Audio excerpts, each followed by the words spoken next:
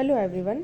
तो चलिए अब हम पीजी जूलॉजी सेमेस्टर 1 का जो पेपर 102 है, जो कि कॉर्डेट्स एंड नॉन कॉर्डेट्स है, उसके इंपॉर्टेंट क्वेश्चंस के बारे में देख लेते हैं।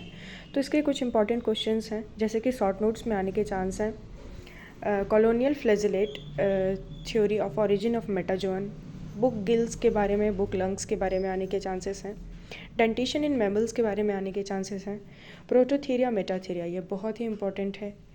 उसके बाद रेस्पिरेशन इन टेरेस्ट्रियल मलस्क, ये भी इम्पॉर्टेंट है शॉर्ट नोट्स में। और देखा जाए तो रिंकोसिफेलिया, ये भी एक इम्पॉर्टेंट टॉपिक माना जाता है।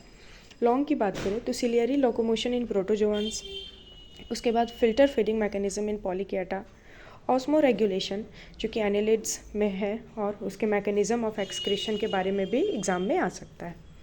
और भी देखें तो ancestral mollusca, origin of birds, fossil of avian line of evolution, ये भी इंपॉर्टेंट है। ओरिजिन ऑफ मैमल को भी आप शॉर्ट नोट्स में एक बार पढ़ ही लें।